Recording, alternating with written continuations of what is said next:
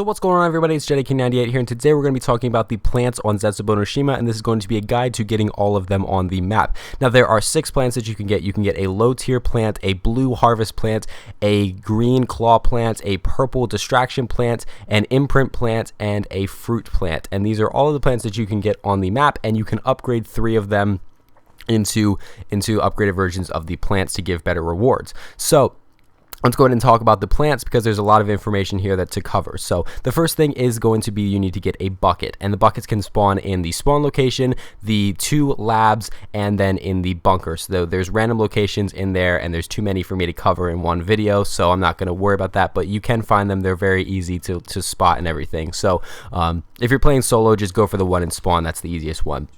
So now there are 3 pools of water that you have to go to fill up your bucket. You can fill up your bucket with water, and it's going to allow you to use it 3 times before you have to refill it. Now, to find the pools, you need to go to, there's the blue pool in the Spider Cove near Lab A, then there's going to be the green pool near Lab B, and then there's going to be the purple pool in the body bag room in the bunker. So now let's go ahead and talk about the plants. So if you go ahead and plant down your seed, which the seeds you have to get off of zombies, they're a random drop, they come off of the zombies, and you can hold 3 seeds at a time. So you go ahead and plant your seed down in the ground, and if you go ahead and just leave it alone, when you come back in the next round, when it changes, it's going to grow into a low tier plant that can give you a locust, an MR6, a Shiva, a live grenade, and a zombie. Now I believe this can also give you an XM53, but I'm not sure if that comes from the blue reward plant or the low tier plant. You guys can let me know in the comments down below.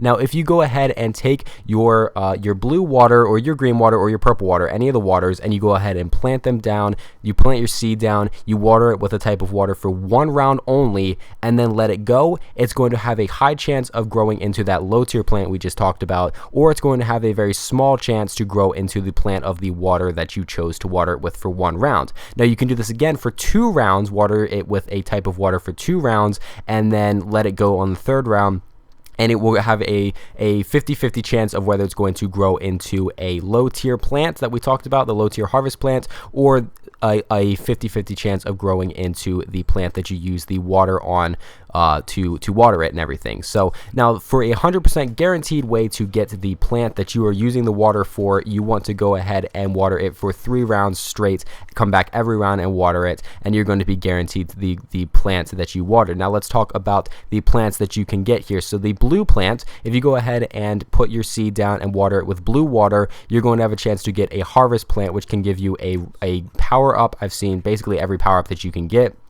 or a high tier weapon. And the high tier weapons are as follows, the ones that I've seen at least. You guys can let me know if you have any more in the comments down below, but these are the ones that I've seen. I've seen the Razorback, I've seen the HG40, and I think I've seen the XM53. Like I said, I can't remember if that was in the low tier pod or the blue plant pod, but those are the weapons that I've seen. You guys can let me know if you've seen any more in the comments down below.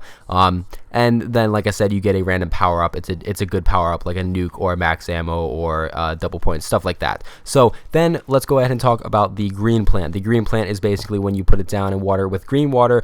If you get the green plant, it's going to be this claw that pops out of the ground, and basically it's going to hold zombies and crawlers and spiders for a certain amount of time on the map. So you guys can go around and do anything. You leave that alive. It works like a Leroy on buried, so that's a pretty cool plant right there. I like that one a lot. It's great if you want to Easter egg hunt and stuff like that. So now the last one is going to be the purple plant, and this is the distraction plant, and basically it grows, and then it is going to grow into this plant that basically attracts the zombies. They're all going to run towards it instead of you, and then when they're near it, they're just gonna stand there, and it's gonna one by one just pull off the heads of the zombies and kill them. So pretty cool plant right there. That's probably one of the better ones to have if you're going for like a way to like kill the zombies the fastest. That's a really good way to do it. It's a good strategy there. So now let's talk about combining waters. So if we go ahead and do 2 rounds of water, if we water it with, say, a blue water and then a purple water, you're going to have a 50-50 chance of getting the blue plant or the purple plant, and you're also going to have a chance to get the low tier pod there since you missed a round of watering it. So now if we go ahead and say let's do blue water for 2 rounds and purple water for 1 round, you're going to have a high chance of getting the blue plant and also a low chance of getting the purple plant that you used to water, and that works for any combination of water that you use.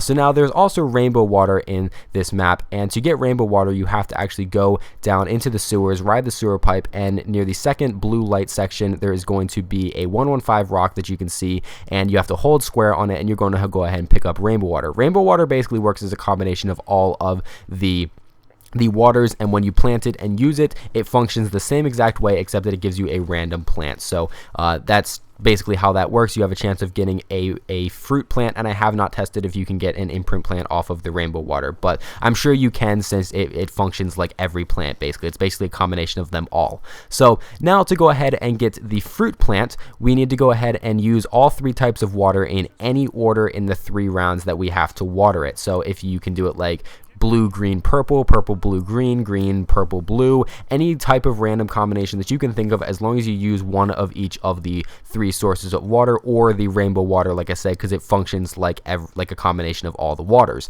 So this will give you a chance to get the fruit, or a chance to get whatever the last color you used as the plant. So if you use purple, green, blue, then you're going to have a chance to either get the fruit or a blue harvest plant. So now we can go ahead and actually upgrade the plants. Actually, hold on, before I go on to that, I need to talk about the fruit and what that does. So once you get the fruit, you can actually go ahead and consume the fruit, and what the fruit is going to do is it's going to actually give you a perk if you have an open perk slot, or it's going to make you vomit if you are full on perks. So now that we're done with the fruit there, we can go ahead and talk about the upgraded plants here. So let's go ahead and talk about what you have to do to upgrade them. So first you have to go ahead and get yourself the KT4 Wonder Weapon. This can be upgraded or the regular version, it does not matter. It's going to function the same exact way. And basically, let's talk about the purple and green ones. Now, if you do, you have to basically plant your seed down and then water it the same way you would to get a purple plant, but you have to shoot it with the KT4 each time that you water the plant.